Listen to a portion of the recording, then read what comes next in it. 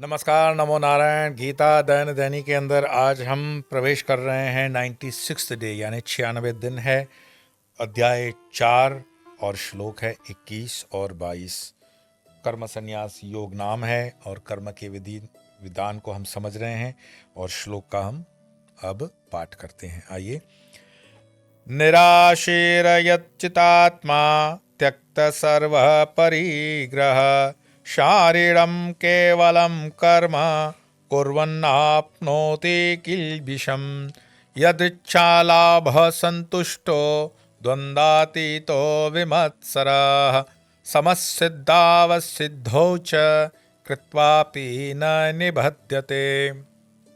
अर्थ है कि और जिसका देह इंद्रिय अंतकरण संगात संयमित है और जिसने समस्त परिग्रह मतलब अर्थात भोग सामग्री के संग्रह, परिग्रह भोग सामग्री का जो संग्रह है उसका भी परित्याग कर दिया है, ऐसा आशा रहित पुरुष केवल शरीर संबंधी कर्म करता हुआ भी पाप को, कर्मफल को प्राप्त नहीं होता। और जो बिना चाहे अपने आप केवल प्रारब्ध से प्राप्त हुए पदार्थों से संतुष्ट रहने वाला है, जो ईर्ष्या से सर्वथा रहित है, जो सुख दुख आदि द्वंद्वों से अतीत हो गया है, ऐसा सिद्धि और असिद्धि में सम रहने वाला कर्म करता हुआ भी कर्म बंधन में नहीं बंधता है। कर्म है, हमने अकर्म, कर्म, सुकर्म, विकर्म वगैरह को पिछले 3-4 दिनों से देख लिया है। तो अगर कर्म है तो उस कर्म के अंदर जो हमारी अटैचमेंट है वही हमारे बंधन का कारण है। वो बार बार प्रतिपादित कर रहे हैं भगवान कृष्ण, और उसके बंधन का कारण बताते हैं जब उसमें हमारी अहंता या स्वार्थ जुड़ता है। अगर हम अपना कर्म परमार्थ के लिए करते हैं तो उसमें हमें बंधन नहीं लगता है। मैंने इसको भिन्न भिन्न प्रकार से भी समझाया है कि वही कर्म हम अपने लिए जब करते हैं तो स्वार्थ, और अपने को दूर रख लिया, अपने हित को दूर रख लिया, दूसरे के लिए किया, तो वही कर्म परमार्थ है। उसकी व्याख्या अलग अलग तरह से देश काल परिस्थिति में भी अलग अलग बनती है। लेकिन कर्म को जब हम करते हैं, व्याद वाली कहानी भागवत में याद करिए।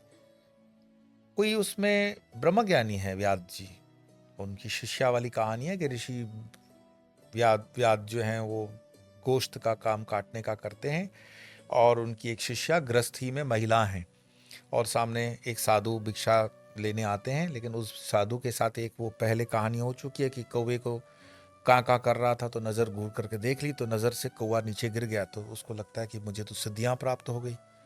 और आजकल तो सिद्धियों का मार्केट आप जानते हो।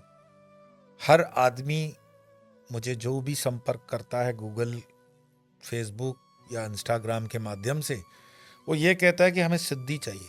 अरे भैया, यहाँ अष्ट सिद्धि 9 निधि होती तो फिर बताओ दुनिया में इतनी सारी परेशानियां होती। सिद्धियां इतनी सरल नहीं होती हैं, सिद्धियां विरला होती हैं, और हर सिद्धि के लिए तपश्चर्या होती है। रावण जैसे रावण को भी अनेकों वर्षों तक तपस्या करनी पड़ी। शिव जी की तपस्या में आप जितनी भी पुराण पढ़ते हैं, कितने हजारों वर्षों की तपस्याएं होती है, तब जाकर के कोई आप सीधी सी बात फलीभूत होती है। एक साधारण सी डिग्री भी बात पाते हो, कॉमर्स की, बीकॉम की, बीए की, बीएससी की, 15 साल लग जाते हैं। तो सिद्धियों के लिए आपको लगता है कि एक मंत्र होगा और वो मंत्र पहन करके चले जाओगे। कई मुझे वो संपर्क करते हैं कि कितने दिनों में ये मंत्र सिद्ध हो जाएगा। मंत्र सिद्ध होने का ऐसा कोई पैरामीटर नहीं है कि आपने इतना कर लिया तो मंत्र सिद्ध होगा। चलो मंत्र सिद्ध हो गया तो उसको फिर जागृत और उसके जो प्रोसेस हैं वो कौन आपको वेरीफाई करके बताएगा कि मंत्र सिद्ध हो गया। तो फिर सब बैठ जाएं, 20-20 हजार मंत्र कर लिया और छू सब कुछ हो गया, देश की अनएम्प्लॉयमेंट खत्म, सारे अनएम्प्लॉयड को लगा दो सिद्धियों में। इस तरह सिद्धियां नहीं होती हैं, उसका एक मार्ग होता है। कहने का मतलब ये है कि मैं आपको व्याध की कहानी बता रहा था कि वो साधु को सिद्धि आ गई, कौवे को देखा कौवा गिर पड़ा, उसको अहंकार आ गया, और फिर वो भिक्षा लेने के लिए गांव के अंदर आता है। गृहिणी जो है उसको कहती है कि बाबा जी रुक जाओ, मैं थोड़ा सा सेवा में हूँ और किचन में हूँ और आके देती हूँ। 2-3 मिनट ज़्यादा हो गए, उन्होंने भिक्षामदेही फिर बोला। तब बाहर आने से पहले ही साधु के मन में ये विचार आ जाता है कि इतने बड़े तपस्वी को इतना वेट करना पड़ गया। आजकल किसी से वेट भी नहीं होता है, तो उस जमाने में भी साधुओं के मन में ये विचार आना स्वाभाविक सी बात है। तब यहाँ विचार आता है और वो गृहिणी अंदर से कहती है कि बाबा जी मैं कोई कौवा नहीं हूं कि शाख से गिर जाऊंगी। तब उसको होश आता है कि ये बात तो सिर्फ मुझे पता थी, इसको कैसे पता पड़ गई। और याद रखना, जब भी हम जीवन में कहीं पे आगे बढ़ते हैं तो लोग हमेशा पूछते हैं कि कौन सी फैमिली से हो, फैमिली का नाम चलता है। अध्यात्म में चलते हो तो पूछते हैं कौन सा गुरु है तुम्हारा, कौन गुरु है तुम्हारा। तो गोहर जेवा गुरु, चिबड़ी जेवा चेला, गुरु में गति नहीं, चेले में मति नहीं। आजकल तो सभी उसी ब्रांड में चल रहा है। गुरु को पता नहीं है चेला कहाँ हुआ है, और चेले को पता नहीं है कि गुरु का कांटेक्ट नंबर क्या है। कभी प्रत्यक्ष बात ही नहीं हुई है। बोले हम तो फोटो रख करके गुरु मान लेते हैं। अरे तो मूर्खाओ, अगर फोटो से गुरु हो जाता तो नोटों के भी फोटो रख लिया करो, हो जाएगी सब कुछ। गुरु की जो व्याख्या गीता के अंदर दी गई हुई है, तत्वदर्शी गुरु आपका शरीर के अंदर शरीरदारी ही होता है। और शरीरदारी गुरु ऐसा नहीं है कि दक्षिण भारत में बैठा हुआ है तो उत्तर में फोटो लगा करके उसको गुरु मान लिया तो गुरु हो जाएगा, नहीं होगा ऐसा। गुरु पूरे के पूरे नियमों के अनुसार भी करोगे तो ऐसा नहीं होता। ठीक है, मन के अंदर जब तक गुरु न मिले तब तक मान लिया, लेकिन प्रार्थना आपकी यही होनी चाहिए कि मुझे शरीरदारी गुरु जल्दी से जल्दी मिल जाए। जब तक नहीं मिलता तब तक भगवान दत्तात्रेय जी का आपने चित्र रख दिया, भगवान शिव जी का रख दिया तो ठीक है, लेकिन होना तो शरीर से ही चाहिए। तो वो साधु पूछते हैं माता जी से कि आपके गुरु कौन है। तो कहती है मेरे गुरु तो बस इसी मार्केट में जहाँ से आए हो वहाँ नुक्कड़ पे उसकी दुकान है। बोले नुक्कड़ पे कौन सी दुकान है? बोले वो जो गोश्त कट रहा है ना वो उसी की दुकान है। बोले क्या बात कर रहे हो, गोश्त काटने का धंधा उसका, और वो ज्ञानी है? बोले बिल्कुल। अच्छा, हम लोगों ने तो मन में बांध ही रखा हुआ है कि प्याज खाने वाला ज्ञानी नहीं हो सकता, लहसुन खाने वाला प्याज नहीं हो सकता, मछली खाने वाला ज्ञानी नहीं हो सकता, मीट खाने वाला ज्ञानी नहीं हो सकता। तो जो सारे हिंदुस्तान के जेलों में क्रिमिनल हैं, अगर उनको वेजिटेरियन बनाया जाए तो वो सीधे हो जाएंगे। दुनिया का सबसे बड़ा खतरनाक आदमी हिटलर प्योर वेजिटेरियन था। बताओ, उस हिसाब से न प्याज खाता था, न लहसुन, न मछली, न मांस, न स्मोकिंग भी नहीं करता था। हिटलर दुनिया का पहला एक ऐसा आदमी है जिसने ऑफिशियली जर्मनी के अंदर सिगरेट पर बैन लगा रखी थी। क्या कहोगे उसके बारे में? खान पान आपके इंद्रियों का खान पान होता है, उसके आगे के भी जो आवरण होते हैं उसको भी तो ठीक देखना पड़ता है कि नहीं। तो वो आते हैं व्याध जी के उस मटन शॉप के ऊपर, बोलते हैं भाई वो तुम्हारी शिष्या थी? बोले हाँ। तो आप ही उसके गुरु हो? बोलो बिल्कुल। तो बोले एक बात समझ में नहीं आई कि आप जो व्यवसाय करते हो, ये व्यवसाय तो बिल्कुल 2024 के जो बाबा बैठते हैं व्यासपीठ पे उस हिसाब से तो इलीगल है। वो बताएंगे कुत्ते के अंडों से और गाय के नखों से कि सुअर के नख से वाला धंधा कर रहे हो, तो आपको ब्रह्म ज्ञान कैसे हो गया? तो ब्रह्म ज्ञान किसी की बपोती है कि ये काम करोगे तो ब्रह्म ज्ञान होगा, ये ज्ञान न करोगे तो नहीं होगा, ऐसा है नहीं। यहां ये बात समझने वाली है, इसी श्लोक के संदर्भ में ही बात कर रहा हूं कि समस्त कर्मों में उनके फल में आसक्ति का पूर्णतः त्याग। वो कर्म कर तो रहा है, मांस बेचने का ही काम कर रहा है, लेकिन उसमें आसक्ति नहीं है कि मेरे परिवार की उदर पूर्ति हो रही है, उस उदर पूर्ति के लिए भगवान ने जो मुझे वर्ण व्यवस्था के अनुसार काम दिया हुआ है वो मैं काम कर रहा हूं। वैष्णव धर्म के अंदर, शाक्त धर्म के अंदर इतने कितने लोग हैं जो बिल्कुल नीचे के स्तर का भी काम करते हो तो भी ब्रह्मज्ञानी हुए हैं। तो उस हिसाब से तो उनको ब्रह्मज्ञानी होना ही नहीं चाहिए था, क्योंकि ब्रह्मज्ञान पे फिर सिर्फ ब्राह्मणों का अधिकार आ जाएगा। ऐसा नहीं है। तब व्यास जी के कार्य को देख करके आप भागवत की उस कथा को स्वयं पढ़ें और समझें कि आपके करने वाले काम से कोई भी लेना देना भगवान का नहीं है।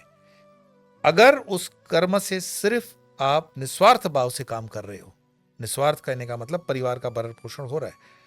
अब इसको चोरी डकैती और खून रेजी से मत जोड़ देना कि हाँ हम तो निस्वार्थ होकर के ये डकैती वकैती कर लेंगे। ऐसा अंग्रेजी फिल्मों में होता है, रॉबिन हुड होता नहीं है। और एक रॉबिन हुड आजकल दिल्ली वाला बैठा हुआ है। रॉबिन हुड की जो थियरी है वो रॉबिन हुड की थियरी एक्सेप्शनल केसेस के अंदर हो सकती है। वीरप्पन की भी ऐसी एक थियरी है, चंदन चोर वीरप्पन। लेकिन उसका अंत फिर क्या होता है वो भी तो देखो।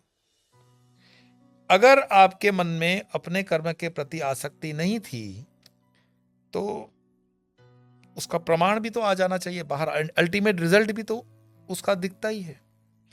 तो व्याध का जो धंधा है मांस मछली बेचने का, वो उसके कहीं ब्रह्म ज्ञान के बीच में आड़ा नहीं आया। और उसके शिष्य जो है वही उसका प्रमाण है। और वो जो ज्ञानी जिसके देखने से कौवा गिर गया था, वो उसके शरणों में बैठ करके कहता है कि ऐसा ज्ञान आप मुझे सुनाओ। ऐसा ही ये एक दूसरा उदाहरण जनक जी के जीवन में मिलता है, जिसको मैं पहले के श्लोकों में कह चुका हूं। जनकराज ऋषि हैं, अनअटैच्ड हैं, राज्य का पूरा काम भी चल रहा है। और ऐसे हिंदुस्तान के अंदर भी ऐसा नहीं है कि ये मॉडल के लोग बंद हो गए। आजादी के समय भी ऐसे कर्मयोगी कई के कई धुरंधर हुए, तभी तो इस देश के अंदर वो प्रतिभा आज भी है। और आज भी ऐसे लोग हैं जो अपने कर्म को सिर्फ उसी से संबंधित देखते हैं कि ये कर्म है, परमात्मा ने दिया है, प्रारब्ध के अनुसार इसको करेंगे और करते हुए फिर निकल जाएंगे। हमारा जो देह है वो तो लक्ष्य परमात्मा की प्राप्ति है और परमात्मा के लिए है। तो समस्त कर्मों में और उसके फल में आसक्ति का पूर्णतः त्याग करके संसार के आश्रय से रहित नित्य तृप्त व कर्मों को बलिभांति प्रवृत्त रहता हुआ भी वास्तव में कुछ भी नहीं करता, और जिसका देह इंद्रिय अंतकरण संगात संयमित है और जिसने समस्त परिग्रह अर्थात भोग सामग्री के संग्रह का परित्याग कर दिया है, ऐसा आशा रहित पुरुष केवल शरीर संबंधी कर्म करता हुआ भी पाप को कर्मफल को प्राप्त नहीं होता। ईश्वर चंद्र विद्यासागर बंगाल के बहुत, जिन्होंने खुद उस जमाने में विधवा का विवाह होना चाहिए तो स्वयं भी विधवा से विवाह किया और एक स्थापित किया उदाहरण, उनके जीवन की एक कहानी है कि ईश्वर चंद्र विद्यासागर अपने किसी गुरुजन को लेने गए थे। उन दोनों कोई व्हाट्सएप वगैरह तो था नहीं कि फ़ोटो एक्सचेंज हो जाए, और कोई वो व्यक्ति उतरते हैं, बहुत बड़े व्यक्ति हैं, और ईश्वर चंद्र विद्यासागर से मिलने ही आए हैं। प्लेटफॉर्म पर ईश्वर चंद्र विद्यासागर साधारण से कपड़ों में उनको लेने जाते हैं। वो व्यक्ति अपना सूटकेस लेता हुआ गाड़ी से उतरता है और आवाज़ देता है, कूली। ईश्वर चंद्र विद्यासागर समझ जाते हैं कि ये यही व्यक्ति है, क्योंकि उनको हाव भाव वगैरह से कुछ अंदाज आ ही गया होगा। तो वो आकर के कहते हैं, जी साहब मैं ही कूली हूँ, बताइए क्या करना है। बोले ये बैग उठाओ और ईश्वर चंद्र विद्यासागर जी के घर चलना है। बोले जी साहब। उसने सर पे बैग रखी और उनके साथ चलने लगा। चलते चलते ईश्वर चंद्र विद्यासागर का घर आ गया और वो बैग उसने नीचे रखी और उसने उसको जो भी लेना देना होगा दे दिया, और वो अंदर जा कर के ईश्वर चंद्र विद्यासागर बाहर आए। तो वो व्यक्ति देखता है तो वो कहता है, अरे भाई तुम अभी गए नहीं, ईश्वर चंद्र विद्यासागर जी को बुलाना। बोला मैं ही हूँ। उसके तो तोते उड़ गए कि मैं ही हूँ का मतलब आपने बैग उठाई। बोले महाशय, अगर हम अपने पहनने के कपड़ों का वजन स्वयं नहीं उठा सकते हैं तो ऐसे वजन उठाने की जरूरत क्या है। अक्सर आपने देखा होगा, सेकंड एसी में मैं ट्रैवल करता हूं या फर्स्ट एसी थर्ड एसी में भी देखता हूं, भारत सरकार ने बड़ी विनम्रता पूर्वक आपको 15-20 किलो का बैग अलाउ किया है। लोग 4-4 6-6 बैग भर भर के आते हैं। ऐसे लगता है रोज शादियां हो रही है, दहेज का सामान चल रहा है। जो चीजें नहीं चाहिए वो भी ट्रेन में है। अभी ये मैंगो की सीजन में मैं देखता हूं, बंबई से गाड़ी चलती है दिल्ली के लिए, पूरी ट्रेन एसी सेकंड की बात कर रहा हूं, मैंगो के उसमें से भरी हुई, और जो कंपार्टमेंट के अटेंडेंट्स हैं वो 25-50 रुपए एक्स्ट्रा लेकर दूसरे पैसेंजर्स को हैरान करते हैं। आपको अगर मैंगो खाने का शौक है तो ये बहुत अच्छी चीज है, लेकिन ये मैंगो, ये आम खा रहे हो किसी को तकलीफ दे करके, पचेगा नहीं आपको। दादागिरी अलग से करते हैं, अरे हमने अपनी लगेज रख दी, अब तो ये यहां से नहीं हटेगी, आपको अपनी बैग खुद ही रखनी चाहिए, जहां रखनी है रख लो। प्लेन में जाते हो, एक्सेस बैगेज। जीवन में अगर अपनी बैगेज को ठीक से मैनेज कर पाओगे तो अंत समय में जब चित्रगुप्त खड़ा हो जाएगा तो पूछेगा कुछ काम है, तो बोल करके पीछे देखने की जरूरत नहीं पड़ेगी, बैगेज तैयार है। हमेशा उतनी बैगेज अपने साथ कर्मों की तैयार रखो कि जब भी चित्रगुप्त आए कि भाई चलो, तो आपको यह नहीं कहना पड़े कि एक काम अभी बाकी है। ये कैसे अपने संस्कारों में आएगा कि आप अपने नित्य नेम के जीवन में भी जो चीजें करते हो उसको संयमित कर सकते हैं, क्यों नहीं कर सकते। तो जो बिना चाहे अपने आप केवल प्रारब्ध से प्राप्त हुए पदार्थ से संतुष्ट रहने वाला है, जो ईर्ष्या से सर्वथा रहित है। ऐसा नहीं मेरे पड़ोसी के पास मर्सिडीज है तो मेरे पास मर्सिडीज होनी चाहिए, मारुति को बेचकर लोन कर दिया और मर्सिडीज से लाया, नहीं। जो सुख दुख आदि द्वंद्वों से अतीत हो गया है। अब सुख दुख तो रहेंगे, लेकिन वो सुख दुख मेरे शरीर के हैं, मेरे आत्मा के नहीं है। सरदर्द मेरे सर में है, आंख में है, कान में दर्द है, पेट में दर्द है, नाक में दर्द है, मुझ में दर्द नहीं है। तो ये जो द्वंद्व है सुख और दुख का, ये शरीर का है, मेरी आत्मा का नहीं है। ये गीता बताना चाहती है। सिद्धि और अशुद्धि में सम रहने वाला है। तो मीरा का भजन, कोई दिन लाडू न कोई दिन फाका, वो वाला भजन बहुत सुंदर है। और इसी को करता हुआ भी कर्म में नहीं बदता है। तो इसी को कहते हैं कर्म करने की ये कला। आइए 2 श्लोकों का पाठ करेंगे और फिर वाणी को विराम देंगे। निराशीरयच्चितात्मा त्यक्त सर्व परिग्रह शारीरम केवलम कर्म कुर्वन्नाप्नोति किल्बिषम् यदिच्छालाभः संतुष्टो द्वन्द्वातीतो विमत्सर समसिद्धावसिद्धौ च कृत्वापि न निबध्यते।